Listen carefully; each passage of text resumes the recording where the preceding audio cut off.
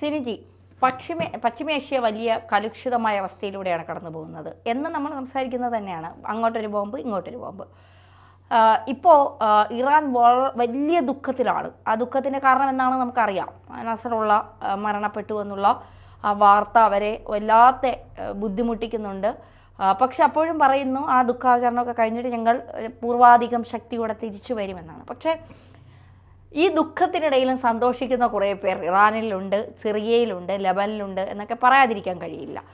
അപ്പോൾ ഈ അമേരിക്ക പറയുന്നു ഇത് നീതിപൂർവമായ വിജയമാണെന്ന്. അപ്പോൾ ഇവർ പറയുന്നു അമേരിക്കയ്ക്ക് മുന്നറിയിപ്പ് നൽകിയിരിക്കുകയാണ്. മനുഷ്യരാശി കണ്ട ഏറ്റവും വലിയ നീചകൃത്യത്തിനാണ് അമേരിക്ക കൂട്ടുനിന്നത് എന്നൊക്കെയാണ് പറയുന്നത്. അപ്പോൾ അമേരിക്ക അതുകൊണ്ട് പട്ടാളത്തിൽ ഇറക്കുമെന്നൊക്കെ പറയുന്നുണ്ട്. എന്താണ് ഇനി ഇറാനിൽ ഒരു പറ്റം ആളുകൾ സന്തോഷിക്കുമ്പോൾ ഒരു പറ്റം ദുഃഖാചരണം നടത്തുന്നു. ഇനി എന്തൊക്കെ കാണേണ്ടി വരും?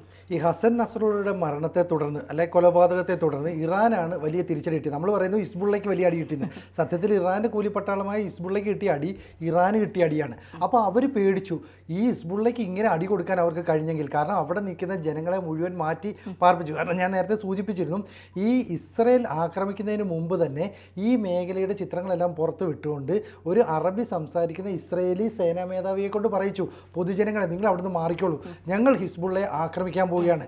അപ്പോൾ ഹിസ്ബുള്ളയെ ആക്രമിക്കും എന്ന് പറഞ്ഞ് ജനങ്ങളെല്ലാം മാറ്റിയതിന് ശേഷം ഈ ബങ്കറുകൾക്കുള്ളിൽ ഒളിച്ചിരുന്നാൽ തങ്ങൾ രക്ഷപ്പെടുമെന്നാണ് ഇത്രയും നാൾ കരുതിയത്. പക്ഷേ ഈ ബങ്കറുകളെ തുളയ്ക്കാൻ കഴിയുന്ന റോക്കറ്റ്, ആ റോക്കറ്റ് വിട്ടതോടുകൂടിയാണ് അവർക്ക് പിടിച്ചിരിക്കാൻ കഴിയുന്നത്. അത് ഇടിച്ച് കയറി ഈ ബങ്കറെല്ലാം പൊട്ടിത്തെറിച്ച് ഇവരെല്ലാം മരിച്ചു. അപ്പം ഹിസ്ബുള്ളയുടെ മരണം ഔദ്യോഗികമായി സ്ഥിരീകരിച്ചു കഴിഞ്ഞപ്പോൾ ഇറാനും അടുത്ത പേടി വന്നു. അപ്പോൾ അവരുടെ ഈ മതാചാര്യൻ എന്ന് പറയുന്നത് ആയത്തുള്ള അലി ഖമേനിയാണ്. അപ്പോൾ ഖമേനി ഇനി രക്ഷിക്കണം. 85 വയസ്സുള്ള മതാചാര്യനാണ്. അദ്ദേഹത്തെയും കൊണ്ട് ഇറാൻ ഒരു സുരക്ഷിത കേന്ദ്രത്തിലേക്ക് മാറ്റി. 85 വയസ്സുണ്ടെങ്കിലും ഇനിയും തിരിച്ചടിക്കും എന്നാണ് പറയുന്നത്. അതെ, ഈ 85 വയസ്സുകാരനെ കൊണ്ട് ഒളിപ്പിച്ചിരിക്കുന്നത് എവിടെ? ബങ്കറിൽ. അപ്പോൾ ഈ ഇസ്രായേലിന്റെ അടുത്ത് ബങ്കറിൽ കൊണ്ട് ഒളിപ്പിച്ചിട്ട് കാര്യമുണ്ടോ? ഇസ്രായേൽ പറഞ്ഞത് ബങ്കറിൽ വെച്ച്, അതുകൊണ്ടാണ് പറഞ്ഞത്. അപ്പോൾ ഇസ്രായേൽ നേരത്തെ മുന്നറിയിപ്പ് നൽകിയിരുന്നു, ഞങ്ങൾക്ക് ഇറാന്റെ ഒരു മേഖലയിലും കയ്യെത്താത്ത സ്ഥലമില്ല, അതുപോലെ തന്നെ മിഡിൽ ഈസ്റ്റ് വരെ ഞങ്ങൾക്ക് കൃത്യമായി കയ്യെത്തും എന്ന് പറഞ്ഞാൽ അവിടങ്ങളിൽ എല്ലാ കാര്യങ്ങളും ഞങ്ങളുടെ ഉപഗ്രഹങ്ങൾ വഴി ചിത്രങ്ങൾ എടുത്ത് അതിൻ്റെ മുക്കും മൂലയും ഞങ്ങൾക്ക് അറിയാമെന്ന മുന്നറിയിപ്പാണ് നൽകിയത്. മാത്രമല്ല ഹസൻ നസ്രുള്ളയെ വധിച്ചതോടുകൂടി ഞങ്ങൾ ഒരു മുഖ്യമായ ലക്ഷ്യം നിറവേറി കഴിഞ്ഞു എന്ന് പറയുന്നു. ഇനി എന്താ ശ്രമിക്കുന്നത്? അടുത്ത ലക്ഷ്യം എന്ന നിലയിൽ ഇവർ കരയുദ്ധത്തിന് തയ്യാറെടുക്കുന്നു. ഞങ്ങളുടെ ബൂട്ടുകൾ ലെബനിൽ പതിയുന്ന സമയം അടുത്തു കഴിഞ്ഞു, നെതന്യാഹു പറഞ്ഞതാണ്. എന്ന് പറഞ്ഞാൽ ഈ 3 ട്രൂപ്പുകളെ പ്രത്യേകമായി ഇപ്പോൾ ഇസ്രായേൽ സജ്ജമാക്കി. ഈ ട്രൂപ്പുകൾ എന്ന് പറഞ്ഞാൽ ഏതാണെന്നറിയോ? റിസർവ് വിഭാഗം എന്ന് പറയും. അതായത് ഇസ്രായേലിലെ പുരുഷനും സ്ത്രീയും എല്ലാം നിർബന്ധിത സൈനിക സേവനം നടത്തുന്നതാണ്. അവർക്ക് ഭയങ്കര ദേശസ്നേഹമാണ്. അവർ മറ്റു പല തൊഴിലുകളിലേക്കും ബിസിനസ്സുകളിലേക്കും ഒക്കെ വ്യാപരിക്കുന്നു. പക്ഷേ ഇസ്രായേലിൻ്റെ ഒരു ആവശ്യം വന്നാൽ ഇവരെ റിസർവ് സേന എന്ന് പറഞ്ഞ് തിരിച്ചു വിളിക്കും. അങ്ങനെ 3 ബറ്റാലിയൻ റിസർവ് സേന ഇപ്പോൾ പല ഭാഗങ്ങളിലേക്കായി നീങ്ങുന്നു. ഒപ്പം അമേരിക്കയുടെ ഏതാണ്ട് 40,000-ഓളം സൈനികരെ അമേരിക്ക പല ഭാഗങ്ങളിലായി കൊണ്ട് വിന്യസിച്ചു കഴിഞ്ഞു. എന്ന് പറഞ്ഞാൽ പല ഭാഗങ്ങളിൽ നിന്നായി ലെബനന് നേരെ ആക്രമണം ഉണ്ടാകുമെന്നതിൻ്റെ വ്യക്തമായ സൂചന അവിടെ നൽകുന്നു. അപ്പോൾ ഇറാനിൽ അവിടെ ഭയങ്കര സങ്കടം, വിഷമം, അതുപോലെ തന്നെ 5 ദിവസത്തെ ദുഃഖാചരണം. ഒപ്പം തന്നെ ഇറാനിലെ വനിതകളുണ്ടല്ലോ, കൈയടിച്ച് പാട്ടുപാടി ഡാൻസ് കളിച്ച് അവരവരുടെ നെഞ്ചത്ത് കയറി ഡാൻസ് കളിക്കുകയാണ്. ഇന്ന് വിട്ടതാണ് എന്തെങ്കിലും ബാക്കിയുണ്ടെങ്കിൽ തന്നാ നെഞ്ചത്ത് കയറിയത് ഞങ്ങൾ കാരണം അത്രത്തോളം അവരവിടെ ബുദ്ധിമുട്ട് അനുഭവിച്ചിട്ടുണ്ട് എന്നുള്ളതല്ലേ അവരുടെ ഈ സന്തോഷത്തിൽ നമുക്ക് മനസ്സിലാക്കാൻ സാധിക്കുന്നത്. അതെ, ഈ അറേബ്യൻ ഭരണകൂടം ഉണ്ടല്ലോ, അതായത് ഈ ഇസ്ലാം മത നിയമങ്ങളൊക്കെ വെച്ച് പുലർത്തുന്ന അറേബ്യൻ ഭരണകൂടങ്ങളുണ്ട്. ഇപ്പോൾ ദുബായ് അല്ലെങ്കിൽ ബഹ്റൈൻ, അതുപോലെ തന്നെ സൗദി അറേബ്യ, ഇവിടെയൊക്കെ തന്നെ ഈ പർദ്ദ ഉപയോഗിക്കണം ഒക്കെ നിർബന്ധം ഉണ്ടായിരുന്നു പണ്ട്. പിന്നീട് അതിനൊക്കെ മാറ്റം ഉണ്ടായി, പർദ്ദയൊക്കെ മാറി. അതിനുശേഷം ഈ കണ്ണ് മാത്രമേ പുറത്ത് കാണിക്കുക, ആ നിയമങ്ങൾക്ക് മാത്രം മാറി. സ്ത്രീകൾക്ക് വണ്ടി ഓടിക്കാൻ കഴിയുന്നുണ്ട്, സ്ത്രീകൾക്ക് പുറത്തിറങ്ങി യഥേഷ്ടം സഞ്ചരിക്കാൻ പറ്റുന്നുണ്ട്. അങ്ങനെ നിയമങ്ങൾ കാലാനുസൃതമായി അറേബ്യൻ രാജ്യങ്ങളിൽ പല കമ്പനികളിലെയും പിന്നെ ബോർഡ് അംഗങ്ങളിൽ ഒരാൾ സ്ത്രീ ആയിരിക്കണമെന്നുള്ള നിബന്ധന UAE കൊണ്ടുവന്നു. അപ്പോൾ ഇത്തരം നിയമങ്ങൾ ഇവിടെ മാറുമ്പോൾ ഇറാനും സിറിയയും പോലെയുള്ള ചില രാഷ്ട്രങ്ങളിൽ ഇപ്പോഴും ഈ നിയമം മാറ്റാൻ പറ്റുന്നില്ല.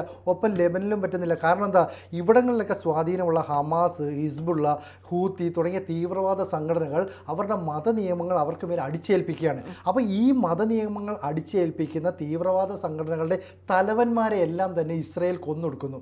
അങ്ങനെ അങ്ങനെ കൊന്നൊടുക്കിയപ്പോൾ പിന്നെ നേതൃത്വം ആരുമില്ല. അപ്പോൾ തങ്ങളുടെ ഭർത്താക്കന്മാരുടെ അടുത്തോ അച്ഛൻ്റെ അടുത്തോ അല്ലെങ്കിൽ സഹോദരങ്ങളുടെ അടുത്തോ ഒക്കെ സ്ത്രീകൾക്ക് പറയാവുന്ന ഒരു കാര്യം വ്യക്തമാക്കാനും ഒപ്പം അവരോടൊപ്പം സ്വതന്ത്രമായി പുറത്തേക്ക് പോകാനുള്ള ഒരു സാഹചര്യം ഉരുത്തിരിഞ്ഞു വരുന്നു എന്ന് സ്ത്രീകൾ മനസ്സിലാക്കി. അതുകൊണ്ടാണ് ലെബനനിലെ അതുപോലെ തന്നെ സിറിയയിലെ ഇറാനിലെ സ്ത്രീകളൊക്കെ പുറത്ത് നിന്ന് ആനന്ദ നൃത്തം ആടുകയാണ്. ആ നൃത്തം എന്ന് പറയുന്നത് ഈ ധന്യ പറഞ്ഞതുപോലെ ഈ പൊട്ടിത്തെറിച്ച ഹസൻ നസറുള്ളയുടെ ഏതെങ്കിലും ഒരു ഭാഗം കിട്ടിയാൽ അതിൻ്റെ പുറത്ത് നിന്ന് അവർ ഡാൻസ് കളിക്കും. കാരണം നെഞ്ചത്തിൽ നിന്ന് ഡാൻസ് കളിക്കാൻ നെഞ്ചൊന്നും കിട്ടില്ല, എന്തെങ്കിലുമൊക്കെ ചിന്നിച്ചിതറി കിടക്കുന്ന ഭാഗമല്ലേ. അപ്പോൾ അവിടെ നിന്ന് അവർ നൃത്തം ചെയ്യണമെങ്കിൽ എത്രത്തോളം അവർ അടിച്ചമർത്തപ്പെട്ടവരായിരിക്കും. നമ്മളെ അടിച്ചമർത്തി ഒരു പരിധിക്കപ്പുറം പോയി കഴിയുമ്പോഴാണ് നമ്മൾ സ്വാതന്ത്ര്യം ദുരുപയോഗം ചെയ്യുന്നത് എന്ന് പറയുന്നത്. ഈ സ്ത്രീകൾ നാളെ പുറത്തേക്ക് ഇറങ്ങി തങ്ങളെ ഭരിച്ച മത നേതാക്കളുടെ അനുയായികളുടെ മുഖത്ത് നോക്കി തുപ്പില്ല എന്നാര് കണ്ടു, അവരുടെ മുഖത്ത് നോക്കി വളരെ മോശമായ പെരുമാറില്ല എന്നാര് കണ്ടു. അപ്പോൾ അങ്ങനെ സ്ത്രീകൾ സ്വാതന്ത്ര്യം അനുഭവിക്കുന്നു. ഒപ്പം തന്നെ ഈ മത നിയമങ്ങൾ ഇഷ്ടപ്പെടാത്ത മുസ്ലിം സമുദായത്തിലെ തന്നെ വേറെ ആളുകളില്ലേ, പുരുഷന്മാരില്ലേ, അവർ 5 നേരം പള്ളിയിൽ പോയില്ലെങ്കിൽ അവരുടെ വീട്ടിൽ വന്ന് ഉപദ്രവിക്കുന്ന സ്ഥിതി ഉണ്ടാവുമായിരിക്കും. ഇപ്പോൾ അതൊക്കെ മാറി. അവർക്ക് ഇഷ്ടമുണ്ടെങ്കിൽ പോയി നിസ്കരിക്കാം, നമസ്കരിക്കാം. അല്ലാത്ത സമയത്ത് അവരുടെ ജോലി, അവരുടെ ലോക കാര്യങ്ങളിലൊക്കെ ഇടപെട്ട് അവരുടെ ജീവിതവുമായി മുന്നോട്ട് പൊക്കോട്ടെ. പക്ഷേ ഞാൻ വേറൊരു കാര്യം ചോദിക്കട്ടെ, ഒരു ഹസൻ നസറുള്ള മരണപ്പെട്ടാൽ ഈ ഒരു തീവ്രവാദ സംഘടന പൂർണ്ണമായും ഇല്ലാതാകും, ഇവർക്കൊക്കെ സ്വാതന്ത്ര്യം കിട്ടുമെന്ന് നമുക്ക് വിശ്വസിക്കാൻ കഴിയും? അല്ല, അങ്ങനെ പറയാൻ പറ്റില്ല. കാരണം ഇസ്രായേൽ പറഞ്ഞിട്ടുണ്ടല്ലോ, ഞങ്ങൾ ഈ ഇസ്ലാം മതത്തിൻ്റെ തീവ്രവാദ സ്വഭാവമായി നടത്തുന്നവരെ പൂർണ്ണമായും ഇല്ലാതാക്കും. കഴിഞ്ഞ ഒക്ടോബർ 7 ഹമാസ് ആക്രമിച്ചപ്പോൾ ഈ ഇസ്രായേൽ എന്താ പറഞ്ഞത്?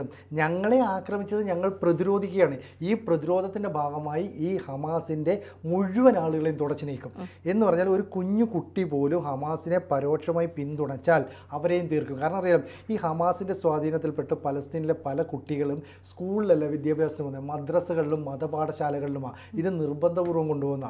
അടുത്ത ലെബനിലെടുത്താലോ, ലെബനൻ ഒരു ക്രൈസ്തവ രാജ്യമാണ്. അവിടെ ഈ ഇസ്ലാം മത വിശ്വാസികൾ പല സ്ഥലങ്ങളിൽ നിന്ന് കുടിയേറി വരുന്നു. അങ്ങനെ കുടിയേറി വന്ന് ഇസ്ലാം മത വിശ്വാസികൾ കൂടിയപ്പോൾ, ഭൂരിപക്ഷമായപ്പോൾ ക്രൈസ്തവരെ അടിച്ചമർത്തി. അങ്ങനെ ലെബനൻ എന്ന ക്രൈസ്തവ രാജ്യം മുസ്ലിം ഭൂരിപക്ഷ രാജ്യമായി മാറുകയായിരുന്നു. സിറിയയും അതുപോലെയാണ്. അപ്പോൾ മുസ്ലിം ഭൂരിപക്ഷ സ്ഥലങ്ങളിലേക്ക് ഈ തീവ്രവാദ സംഘടനകൾ കടന്നു കയറി. കാരണം എന്ന് വെച്ചാൽ എന്താ, മുസ്ലിം മത നിയമങ്ങൾ അടിച്ചേൽപ്പിക്കണമെങ്കിൽ തീവ്രവാദ സ്വഭാവമുള്ളവർ വരണം. ഈ സിറിയയിലൊക്കെ തീവ്രവാദികൾ ഏറ്റവും നമ്മുടെ കേരളത്തിൽ നിന്നൊക്കെ പോകുന്നത്. 1982 ഇറാൻ ഒരു പരോക്ഷ സഹായം നൽകിയിട്ടാണ് ഹിസ്ബുള്ള രൂപീകരിക്കുന്നത്. അങ്ങനെ ഹിസ്ബുള്ള രൂപീകരിച്ചപ്പോൾ അതിൻ്റെ മേൽനോട്ടം വഹിക്കാനായിട്ട് ഹസൻ നസറുള്ളയെ ഏർപ്പെടുത്തി. അങ്ങനെയാണ് ഹസൻ നസറുള്ള അതിൻ്റെ ഒരു ജനറൽ സെക്രട്ടറി എന്ന പദവിയിലേക്ക് എത്തിച്ചേരുന്നത്. 32 വർഷം കൊണ്ട് ഈ നസറുള്ള ഈ ലെബനനിൽ മുസ്ലിം മത നിയമങ്ങൾ പൂർണ്ണമായും അടിച്ചേൽപ്പിച്ചു. സ്ത്രീകൾക്ക് സ്വാതന്ത്ര്യമില്ല, പുരുഷന്മാർ നിർബന്ധമായും മതപഠനങ്ങൾ നടത്തണം, പള്ളിയുമായി ബന്ധപ്പെട്ട കാര്യങ്ങളിലേക്ക് പോകണം, മറ്റ് അനാവശ്യ അതായത് മുസ്ലിം മത നിയമങ്ങൾക്ക് അതീതമായ ഒരു കാര്യവും ചെയ്യരുത്, ശരീഅത്തുമായി ബന്ധപ്പെട്ട കാര്യങ്ങളിലേ ഇടപെടാവുള്ളൂ. ഇതുപോലെ തന്നെ സിറിയയിലും വന്നു. അവിടെ സിറിയയിൽ വന്നത് ഹൂത്തികളാണ്. അവരെയും കൊണ്ടുവന്ന ആരാ?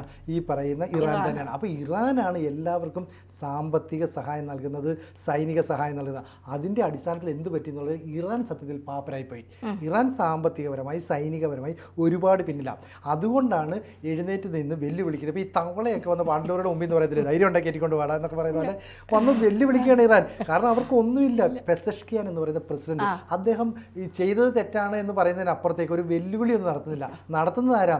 ഈ മത നിയമങ്ങളെ കർശനമായി കയ്യിലൊതുക്കി പിടിക്കുന്ന ഈ അയത്തുള്ള അലി ഖമേനിയെയും അദ്ദേഹത്തിൻ്റെ ഫോളോവേഴ്സുമാണ്. ആയത്തുള്ള ഖമേനി മരണപ്പെട്ടാൽ അടുത്ത ആൾ വരില്ലേ? അടുത്ത ആൾ വരും. ആയത്തുള്ള അലി എന്ന് പറയുന്ന അവരുടെ ഒരു പദവിയാണ്. അതായത് പ്രസിഡന്റിന് സ്ഥാനമില്ല. ഉണ്ട്, പ്രസിഡന്റ് ആണ്. അവിടെ ജനാധിപത്യപരമായി തെരഞ്ഞെടുക്കപ്പെടുന്ന പ്രസിഡന്റ് സ്ഥാനമുണ്ടെങ്കിലും ഇറാനിലെ പരമോന്നത അധികാരി എന്ന് പറയുന്നത് ഈ പറയുന്ന മതാചാര്യനാണ്, ആയത്തുള്ള ഖമേനി എന്ന് പറയുന്ന ആളുകളായിരിക്കും. ഖമേനിയ എന്നൊക്കെ പറഞ്ഞിട്ടാണ് ആളുകൾ വരുന്നത്. അപ്പോൾ ഇവർക്കാണ് ആ പദവിയുള്ളത്. ഇവർ മരിക്കാറായി കഴിയുമ്പോഴാണ് പിന്നെ അടുത്ത ആൾ വരുന്നത്. തീരുമാനങ്ങളൊക്കെ എടുക്കുന്നത് ഇവരാണ്. അതെ, അന്തിമ തീരുമാനം ഇവരുടെയാണ്. അപ്പോൾ ഇവർ പറയുന്ന തീരുമാനത്തിനനുസരിച്ച് സർക്കാരിന് മുന്നോട്ട് പോകാൻ പറ്റുള്ളൂ. കാരണം ആ മത നിയമങ്ങൾ അനുസരിക്കുന്ന പാലിക്കുന്ന കുറേ അധികം ആൾക്കാർ സർക്കാരിൻ്റെ വിവിധ തട്ടുകളിലായി നിലനിൽക്കുന്നുണ്ട്. അപ്പോൾ അവരുടെയൊക്കെ അവസാന വാക്ക് ഈ ആത്മീയ ആചാര്യം പറയുന്നതാണ്. അപ്പോൾ ആത്മീയ ആചാര്യനെ എപ്പോഴാണ് തട്ടുന്നതെന്ന് പറഞ്ഞിരിക്കുക. അതുകൊണ്ടാണ് അദ്ദേഹത്തെ കൊണ്ട് വളരെ സുരക്ഷിതമായി ബങ്കറിൽ ഒളിപ്പിച്ചത്. പക്ഷേ ഇസ്രായേലിൻ്റെ അടുത്താണ് ഈ കളിക്കുന്ന ആലോചിക്കണം. ഇസ്രായേൽ ഹസൻ നസറുള്ളയെ ബങ്കറിനുള്ളിലിട്ട് തീർക്കാൻ കഴിയുമെങ്കിൽ ഈ പറയുന്ന മതാചാര്യന് എത്രത്തോളം രക്ഷപ്പെടാൻ പറ്റും? 55 വയസ്സുള്ള ഇനി ഇറാനിൽ അങ്ങനെ സംഭവിച്ചെന്ന് വെച്ചോ, നേരത്തെ എന്താ സംഭവിച്ചത്, ഒരു മുടി പുറത്ത് കാണിച്ചു എന്ന് പറഞ്ഞ ഒരു സ്ത്രീയെ ജയിലടച്ച, അതിനെതിരെ സ്ത്രീകൾ പ്രക്ഷോഭമായിട്ട് വന്നപ്പോൾ അവരെല്ലാം വെടിവെച്ച് കൊന്നു, അല്ലെങ്കിൽ അവരെ ക്രൂരമായി ഉപദ്രവിച്ചു. അപ്പോൾ ആ മത പോലീസ്, ആ മത നിയമങ്ങൾ നടപ്പാക്കിയവരെ മുഴുവനാണ് ഇനി ഇല്ലാതാക്കാൻ പോകുന്നത്. അപ്പോൾ ഈ സ്ത്രീകൾ പറയുകയാണ്, എൻ്റെ പൊന്ന് ഇസ്രായേൽ ചേട്ടന്മാരെ, നിങ്ങൾ ഇങ്ങോട്ട് വരൂ, വന്നിട്ട് ഇവിടെ ഉള്ളവന്മാരെ കൂടെ ഒന്ന് തീർക്കും, അങ്ങനെയാണെങ്കിൽ ഞങ്ങൾ സ്വാതന്ത്ര്യം പ്രാപിക്കാം എന്ന് പറഞ്ഞാൽ നാളെ നമ്മൾ കാണാൻ പോകുന്ന ഇസ്രയേലിൽ സ്ത്രീകളെല്ലാം കൂടെ തലയെക്കെട്ടിൽ ഒക്കെ കെട്ടി ഡാൻസൊക്കെ കളിച്ച് ഭയങ്കര പാട്ടുമൊക്കെ പാടി ആഹ്ലാദിക്കുന്നതായിരിക്കും. അത്തരം ഒരു സാഹചര്യം ഉരുത്തിരിഞ്ഞ് വന്നാൽ ഒരു അത്ഭുതവും വേണ്ട. അപ്പോൾ ഇറാനിലും സിറിയയിലും അതുപോലെ തന്നെ ലെബനനിലുമൊക്കെ ഇത്തരം സംഭവങ്ങളുണ്ടാകാം. ഒപ്പം തന്നെ ഈ സംഭവത്തെ പൂർണ്ണമായും തുടച്ചു നീക്കാനായിട്ട് ഇസ്രയേൽ കരയുദ്ധത്തിന് തയ്യാറെടുത്ത് വരുന്നു. അമേരിക്കയുടെ പിന്തുണയുണ്ടാകുന്നു.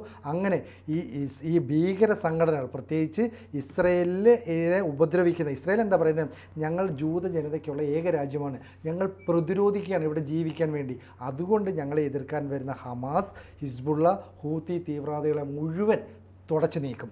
അത് കഴിഞ്ഞിട്ടേ ഞങ്ങൾ ആയുധം താഴെ വെക്കുകയുള്ളൂ. ഇതൊരു വലിയ മുന്നറിയിപ്പാണ് ഇത്തരത്തിലുള്ള തീവ്രവാദ സംഘടനകൾക്ക്. അപ്പോൾ എന്തായാലും സ്ത്രീകളൊക്കെ ആഹ്ലാദിക്കട്ടെ. ഒപ്പം ഈ പറയുന്ന തീവ്രവാദികളെയൊക്കെ കൊന്നിട്ട് രാജ്യം, അല്ലേ, മുസ്ലിം രാജ്യങ്ങൾ, മറ്റെത്രയോ നല്ല മുസ്ലിം രാജ്യങ്ങളുണ്ട്. അപ്പോൾ ഇത്തരത്തിലുള്ള മുസ്ലിം തീവ്രവാദത്തെ പ്രോത്സാഹിപ്പിക്കുന്ന രാജ്യങ്ങളും ഒക്കെ ഇനി മുന്നോട്ട് ഇത് അധികം പോകണ്ട. ഇറാന് ഒരു നല്ല അടി വളരെ പെട്ടെന്ന് കിട്ടുമെന്ന് തന്നെയാണ് സൂചനകൾ പുറത്തു വരുന്നത്. എന്തായാലും ആയത്തുള്ള അലി ഖമേനിയുടെ ജീവനെങ്കിലും രക്ഷപ്പെടട്ടെ എന്ന് നമുക്ക് പ്രാർത്ഥിക്കാം. തീർച്ചയായിട്ടും.